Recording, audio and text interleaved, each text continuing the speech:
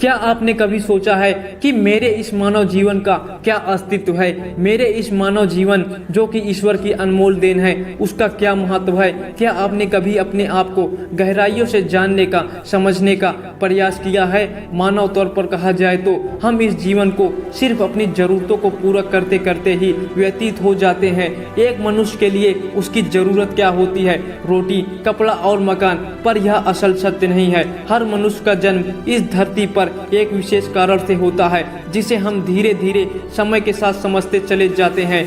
कई लोग अपने इस मानव जीवन के सत्य समझ ही नहीं पाते, क्योंकि वे हमेशा नकारात्मक सोच ही रखते हैं। यही अंतर है नकारात्मक और सकारात्मक सोच में। जहां नकारात्मक सोच हमारे लिए समस्याएं पैदा करती है, वही सकारात्मक सोच हमारे लिए नए अवसर लाती है। आइए हम इस जीवन के सत्य को एक कहानी द्वारा समझने की कोशिश करते हैं। एक गांव में एक बहुत बड़ा धनवान व्यक्ति रहता था। लोग उसे सेठ धनी राम कहते थे। उस सेठ के पास प्रचुर मात्रा में धन संपत्ति थी, जिसके कारण उसके सगे संबंधी, रिश्तेदार, भाई बहन हमेशा उसे घेरे रहते थे। वे उन्हीं के संग अलगते रहते थे। सेठ भी उन सभी लोगों की बहुत मदद करते थे।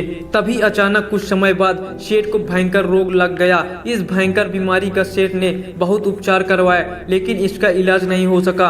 आखिरकार सेठ की मृत्यु हो गई। यमदूत उस सेठ को अपने साथ ले जाने के लिए आ गए। जैसे ही यमदूत सेठ को ले जाने लगे, तभी सेठ ने थोड़ी दूर जाकर यमदूत से प्रार्थना करने लगे कि मुझे थोड़ा सा समय दे दो, मैं लौटकर तुरंत आता हूँ।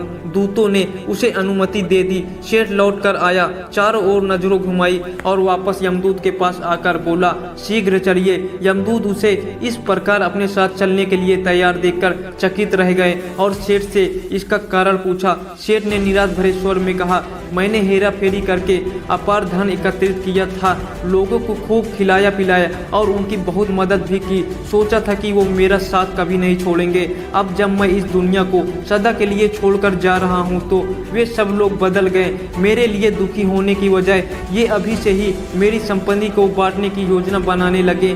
किसी को मेरी जरा सा भी अफसोस नहीं है। सेठ की बात सुनकर यमदूत बोले, इस संसार में प्राणी अकेला ही आता है और अकेला ही जाता है। इंसान जो भी अच्छा या बुरा कर्म करता है, उसे इसका परिणाम स्वयं ही भुगतना पड़ता है। हर प्राणी इस सत्य को समझता तो है, पर देर से। हम इस बात को अपने जीवन में भी भूलकर मानव द्वारा बनाए गए जैसे जाल, लालच, रुपया, पैसा तले दब गए हैं। आप जो भोजन ग्रहण करते हैं वह पेट में 4 घंटे रहता है, जो वस्त्र पहनते हैं वह 4 महीने रहता है, लेकिन जो ज्ञान आप हासिल करते हैं वह आपके अंतिम सांस तक रहता है और संस्कार बनकर आपकी अगली पीढ़ी तक पहुंचता है। ज्ञान का बीज कभी व्यर्थ नहीं जाता। जो जितना है सफल करते चलो, सफल करने से ही सफलता मिलती है। हर व्यक्ति को सकारात्मक तरीके से देखो, सुनो और समझो। हम जितना ज़्यादा पढ़ते हैं, सुनते हैं, समझते हैं, हमें अपनी कमियों का उतना ही ज़्यादा एहसास होता है और इसी कमी को दूर करके हम सफलता की मंजिल की ओर अपने कदम बढ़ाते चले जाते हैं। क्या लेकर आया था जो क्या लेकर जाएगा।